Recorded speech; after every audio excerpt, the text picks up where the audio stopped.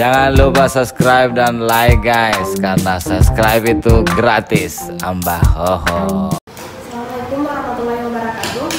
Assalamualaikum warahmatullahi wabarakatuh. Adapun judul dari proposal saya adalah pengaruh punishment hafalan Al-Quran terhadap prestasi belajar Al-Quran hadis di MTS Al-Manar Jerung. Latar belakang. Pendidikan merupakan suatu kegiatan yang berlangsung seumur hidup bagi setiap orang dalam suatu masyarakat guna memelihara keberlangsungan hidup, kebudayaan, dan peradaban masyarakat. Hal ini diatur dalam Undang-Undang Nomor 20 Pasal 3 Tahun 2003 tentang Sistem Pendidikan Nasional. Dengan demikian, tempat yang strategis dalam pelaksanaan pendidikan ialah sekolah. Tujuan pendidikan nasional menjadi dasar pada sekolah yang di dalamnya terdapat tenaga pendidik, guru, yang berjasa dalam mencetak generasi muda yang beriman dan bertakwa kepada Tuhan Yang Maha Esa, berakhlak mulia, sehat, berilmu, cakap, kreatif, mandiri, dan menjadi warga negara yang demokratis, serta bertanggung jawab. Tugas seorang guru tidaklah mudah dalam menghadapi siswa yang memiliki karakter berbeda-beda, seperti siswi di MTS Al-Manar Jerung yang tidak terlepas dari pelanggaran-pelanggaran, baik yang ringan maupun pelanggaran berat. Sehingga dalam menangani hal tersebut guru menerapkan beberapa metode. Salah satunya ialah metode punishment atau hukuman dengan tujuan memberi penguatan positif terhadap peserta didik. Punishment yang diterapkan di MTS Al-Manar Jerung yakni salah satunya berupa hafalan ayat-ayat Al-Quran. Membiasakan hafalan dan menghafalkan ayat-ayat pilihan dalam Al-Quran dapat mengajarkan tanggung jawab bagi mereka untuk menyelesaikan hafalannya dengan baik. Metode punishment hafalan Al-Quran ini juga diharapkan meningkatkan kemampuan menghafal ayat-ayat Al-Quran yang pada akhirnya dapat meningkatkan prestasi belajar peserta didik. Rumusan masalah, apakah ada pengaruh punishment hafalan Al-Quran terhadap prestasi belajar Al-Quran hadis di MTS Al-Manar Jerung? Kajian teori.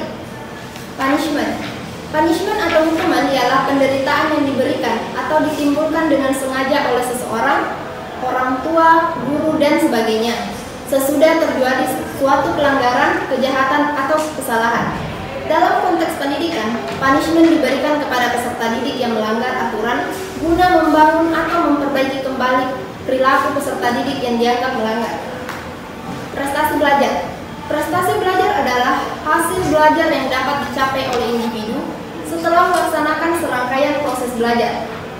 Prestasi belajar yang dicapai oleh peserta didik merupakan aktualisasi dan potensi yang dimilikinya. Prestasi belajar merupakan suatu masalah yang sangat penting, karena dengan kehadiran prestasi belajar dapat memberikan suatu keputusan apalagi bagi peserta didik yang bersekolah.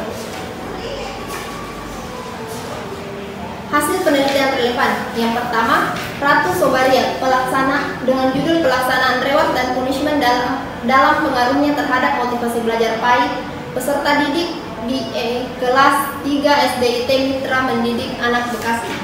Persamaannya adalah penelitian sama-sama menggunakan metode yang sama, yaitu metode kuantitatif deskriptif, namun jenis penelitian yang berbeda. Yang kedua, Eri Rahmawati dengan judul pengaruh reward dan punishment terhadap prestasi belajar SD Muhammadiyah 10 Tipes Surakarta tahun ajaran 2014-2015. Persamaannya adalah sama-sama menggunakan jenis penelitian kuantitatif, namun pada penelitian tersebut penulis menggunakan reward dan punishment, sedangkan peneliti yang dilakukan oleh penulis hanya berfokus pada punishment. Hipotesis. HO, terdapat pengaruh punishment hafalan terhadap prestasi belajar Al-Quran hadis di MTS Al-Manar Jerung. HA, tidak terdapat pengaruh punishment hafalan terhadap prestasi belajar Al-Quran hadis di MTS Al-Manar Jerung. Metode penelitian. Yang pertama, jenis dan pendekatan penelitian, yaitu penelitian kuantitatif, positivistik, yang berlandaskan pada filsafat positivisme. Jenis penelitian adalah survei terhadap objek penelitian. Yang kedua, populasi dan sampel. Populasi dalam penelitian ini Yang dimaksud populasi adalah keseluruhan subjek dalam penelitian, yaitu seluruh siswa MTS Almanar Jerung kelas 7, 8, dan 9 yang berjumlah 87 siswa. Sampel. Dalam pengambilan sampel pada penelitian ini, peneliti menggunakan purposive sampling. Purposive sampling adalah teknik penentuan sampel dengan pertimbangan tertentu. Yang ketiga, teknik pengumpulan data, yaitu angket dan dokumentasi. Keempat, teknik analisis data, yaitu menggunakan analisis regresi linear sederhana dengan menggunakan rumus Y sama dengan A ditambah BX dihitung dengan menggunakan bantuan SPSS 20. Ada pertanyaan dari mahasiswa? Tidak ada. Ya, terima kasih Pak atas dari pembicara satu. Yang pertama, ini menyangkut judul pengaruh punishment hafalan Al-Quran terhadap prestasi belajar Al-Quran hadis di MTS Almanar Jerung. Saya mulai dari latar belakang. Di latar belakang sebenarnya karena ini adalah pengaruh yang kemudian yang mau diteliti, sehingga dalam penelitian sebenarnya ini adalah penelitian teori yang kemudian yang harus makanya dalam latar belakang teori tentang variabel menentu yang kemudian diangkat itu diperjelas di latar belakang. Karena punishment hafalan Al-Quran itu kan tidak nanti hasil pengamatan penulis saja yang kemudian yang dilakukan di sekolah, itulah yang kemudian yang ditulis di sini. Tetapi secara teori di latar belakang itu tidak ada. Makanya itu dijelaskan. Kalau bisa sebenarnya dikasih masuk saja indikatornya apa sebenarnya. Bisa mungkin dijelaskan juga oleh penulis latar belakang bahwa inilah yang kemudian yang menjadi kewajiban di sekolah itu, yang menjadi kewajiban dalam hafalan itu. Kalau taruhlah dia sama, maka diperjelas di situ. Selanjutnya, kalau di hasil observasi di lapangannya kan sudah ditemukan bahwa ternyata penggunaan hukuman hafalan Al-Quran itu sudah betul-betul diberlakukan di sekolah itu ya. Ya.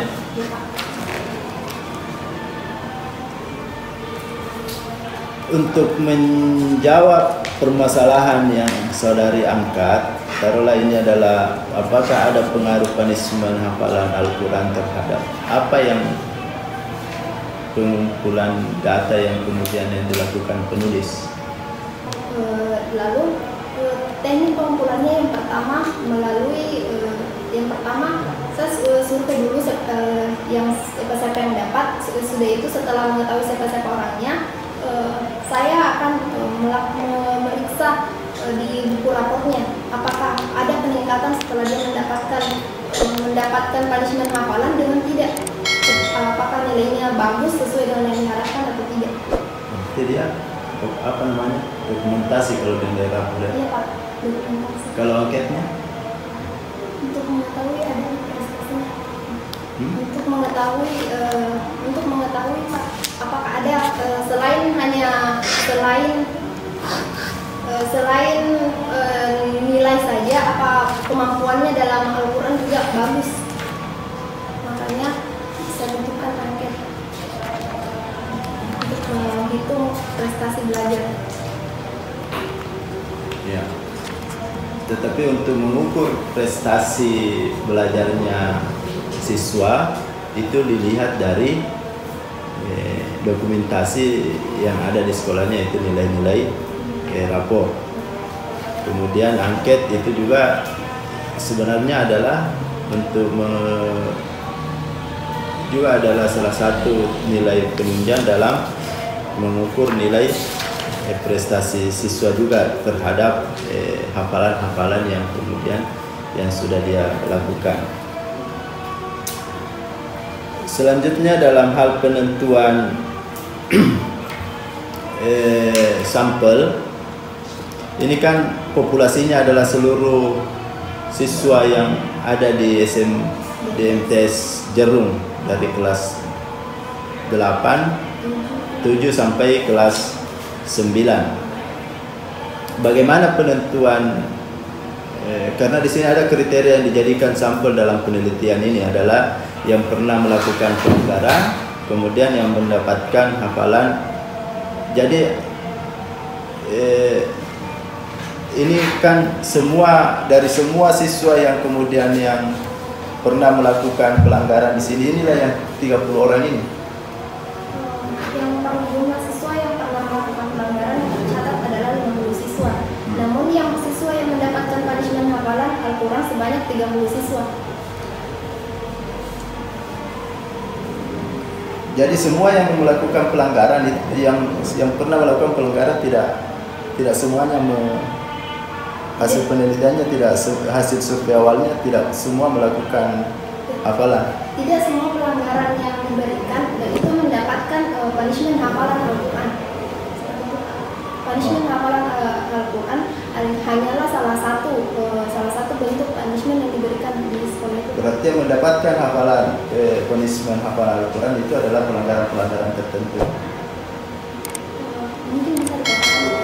Nah, itu juga nanti harus dijelaskan bahwa yang mendapatkan punishment hafalan Al-Quran ini adalah siswa-siswa yang kemudian mengulang. Itu makanya di kajian latar belakang dan di kajian teori itu harus diperjelas secara rinci tentang bagaimana sebenarnya punishment hafalan Al-Quran, dan kemudian secara teori kemudian digambarkan dengan hasil pengamatan saudara dalam penelitian nantinya. Saya kira itu Pak dari saya. Ya. Terima kasih Pak Kabida Doktor Pak Takdir SPDI NPDI. Selanjutnya saya ya, giliran saya. Pertanyaan pertama, mengapa saudari Rizky Purnamasari memilih judul punishment hafalan Al-Quran gitu. Sementara ini sudah diteliti oleh orang. Tadi di penelitian yang relevan itu sudah ada. Mengapa saudari meneliti lagi gitu? Silakan dulu dijawab. Kalau di hasil penelitian relevan, dia tidak berfokus, dia menggunakan metode punishment dan reward dan punishment. Jadi tidak berfokus, sedangkan penelitian yang saya lakukan hanya berfokus pada punishment saja. Kan, yang saya lihat tadi itu menggunakan 3 variabel, ada reward dan punishment. Bisa dibuka di situ hasil penelitiannya yang relevan. Nah, reward dan punishment dalam pengaruhnya motivasi belajar, mestinya motivasi belajar yang disebut gitu.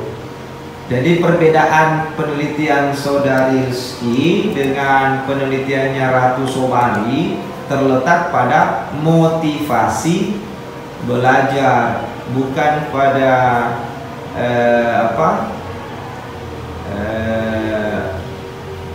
menggunakan metode yang sama, jenis penelitian yang berbeda. Tidak seperti itu. Metodenya ya, satu variabelnya yang berbeda ya. Nah gitu. Terus selanjutnya lagi, nah ini masalahnya ada yang sama nih, reward dan punishment terhadap prestasi belajar. Nah terus bedanya dengan Anda apa? Anda mengatakan tadi karena menggunakan reward Pak. Nah tidak seperti itu penjelasannya. Reward punishment itu 2 variabel pengaruhnya terhadap prestasi, ada 3 variabel di atas. Jangan menyebut ini karena itu ada uji antara variabel X2 dengan variabel Y. X2 nya itu punishment. Jadi kalau X1 nya dikasih hilang, reward, berarti judul Anda sama, punishment. Nah yang membedakan apa coba? Yang membedakan apa? Lokasinya, mestinya yang membedakan Anda sebut itu adalah lokasinya yang berbeda gitu. Itu ya. Terus mengapanya belum dijawab? Mengapa punishment hafalan? Kan banyak atau di sana di sekolah masalah-masalah. Mengapa harus punishment hafalannya yang diteliti gitu. Silakan.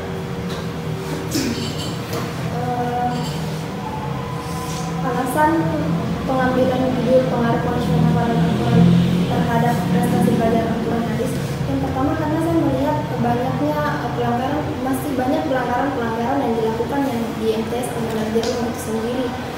Dan alasan lainnya kenapa punishment hafalan, karena punishment yang berbentuk fisik itu tidak begitu cocok, meskipun itu tidak bisa sepenuhnya dihilangkan. Baik, itu alasannya.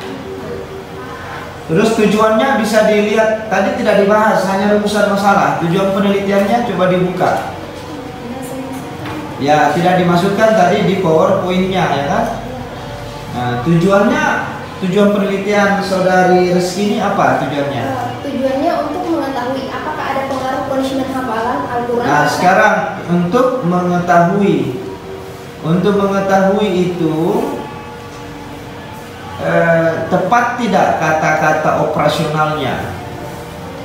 Yang mana yang lebih bagus? Untuk membuktikan atau untuk mengetahui? Ini penelitian apa? Ada beberapa tujuan penelitian. Satu, menemukan teori. Yang kedua, membuktikan teori. Dan yang ketiga, mengembangkan teori. Nah, penelitian Anda ini masuk di tujuan penelitian apa? Membuktikan teori, mengembangkan teori, atau menemukan teori?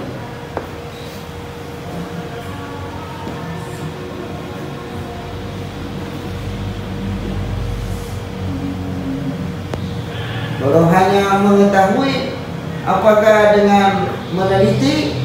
Haruskah dengan meneliti untuk mengetahui? Ya, kan cukup cari tahu toh? Nah, cukup cari tahu saja. Untuk apa kira-kira? Untuk membuktikan. Nah, penelitian Anda itu untuk membuktikan. Apa yang mau dibuktikan?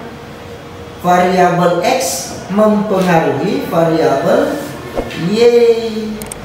Itu yang mau dibuktikan. Teorinya, membuktikan teori. Itu variabel dapat dikatakan fokus atau objek yang akan kita teliti. Jadi kita mau membuktikan variabel itu. Jadi mestinya tujuan penelitiannya untuk membuktikan, bukan untuk mengetahui. Kalau mengetahui, ya tidak usah lakukan penelitian, cukup cari tahu saja. Apakah tanya tetangga, tanya siapa, gitu ya. Nah, selanjutnya pertanyaan saya masuk ke metodologi penelitian. Sebelumnya ke bab 2 dulu. Di bab 2 itu harus ada ruang lingkup yang Anda maksud dengan punishment hafalan, karena itu variabelnya. Punishment hafalan yang Anda maksud apa di bab 2? Yang mana itu ciri-cirinya? Bilang ini loh yang dimaksud punishment hafalan itu. Bentuk punishment hafalan Al-Quran yang diberikan tidak semua surah, tapi hanya surah-surah tertentu, yaitu surah-surah pendek pada juz 30 dan surah Al-Baqarah ayat 255 sampai 286 yang disebut juga ayat kursi. Surah Loh, kok ada ayat kursi lagi? Katanya surah-surah pendek, terus ada ayat kursi lagi. Yang mana ini benar? Surah-surah pendek ayat kursi tidak masuk, itu ayat. Beda loh, surah beda ayat. Atau sama kah? Iyalah, makanya kalau beda tulis dong di situ. Tulis kalau mau masuk ayat-ayat, misalnya punishment menghafal ayat-ayat, sudah, supaya masuk semuanya. Kalau surah pendek, itu istilah dari mana ya? Surah pendek, surah panjang, adakah itu? Yang ada itu surah Makkiyah dan surah iya, yang itu. Jadi itu diperhatikan itu kata-kata, apakah itu baku atau tidak. Itu hanya istilah saja. tidak baku itu. Sementara bahasa tulis itu semua kata yang digunakan harus baku. Perjelas di situ di hafalan punishment, hafalan Quran.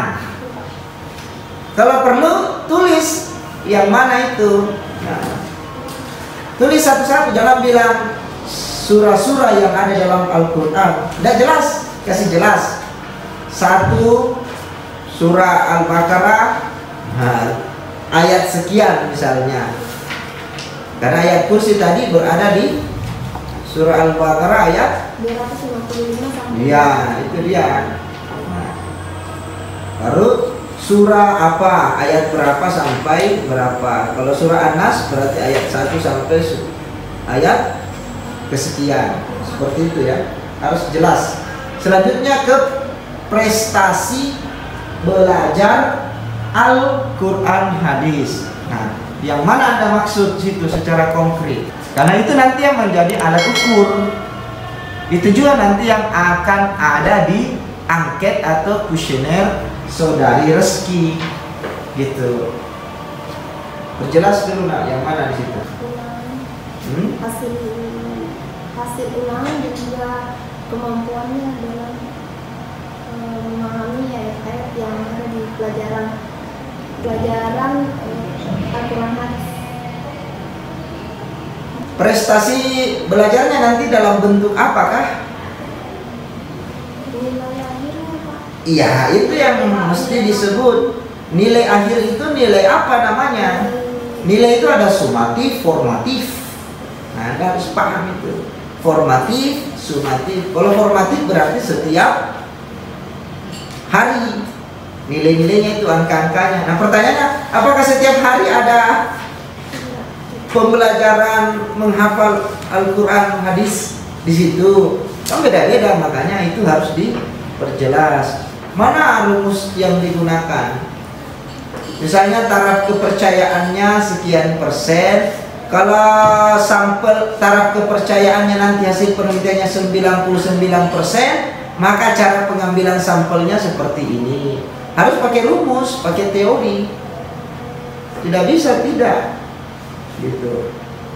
Kamu kan tulis populasinya 87. Loh, kok tiba-tiba lagi ada tadi populasinya, sampelnya 50, baru ada lagi 30 yang mau diteliti. 87 populasi, terus ada 50, ada lagi 30. Apa itu maksudnya 3 tingkatan itu? Nah, cuma 2 itu istilah di dalam populasi dan sampel. Sekian jumlah populasi, sekian sampelnya.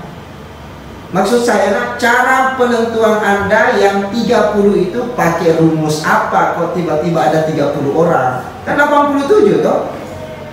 Populasinya kan 87. Cara mengambil 30 orang tadi itu bagaimana? Caranya itu ada rumusnya. Teknik tidak ada di situ. Teknik pengambilan sampelnya itu yang tidak ada. Menentukannya mana jumlahnya itu.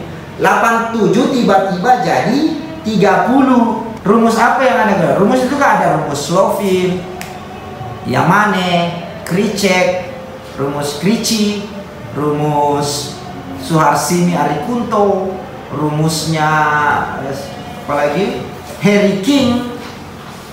Nah, itu harus jelas menetapkannya dulu itu. Nah, baru 30 itu baru digunakan purposif, begitu ceritanya. Jadi dari apa namanya, dari 87 itu taruhlah misalnya ditentukan 40. Dari mana ambil 40? Dari rumus Yamane misalnya. Menggunakan rumus Yamane. Nah, 40 itu baru nih dicari menggunakan purposif. Yang 40 itu yang sudah diberikan sanksi menghafal. Iya, begitu modelnya. Jadi harus ada dulu penetapan sampel dengan menggunakan rumus. Kalau tidak ada, berarti ini nanti kesimpulanmu tidak ditahu. Kalau kau ditanya taraf kepercayaan hasil penelitianmu ini taraf kepercayaannya berapa? Paham enggak? Taraf kepercayaan itu apa? Kau kamu tahu? Ya roh, maka dong, Faiz, magar taci Faiz. Ya itu kalau ada informasi kau bilang begitu nak, saya percaya sama informasimu itu tidak ada nol besar. Karena tidak ada metode yang Anda gunakan dalam menetapkan kesimpulan informasi. Itu. Nah. Contoh makanya Ustazul boleh ji mui anu nak kota periki Pak deka kata kepercayaan nah. Itu. Tapi kalau orang banyak kumpul di situ kemudian membicarakan satu masalah, informasinya itu saya hampir 91% taraf kepercayaanku dengan melihat orang-orang yang kumpul membicarakan satu masalah yang kompeten. Nah, pertanyaannya kamu di sini tidak jelas taraf kepercayaan. Nu tahu tiba itu anu purposive sampling apa?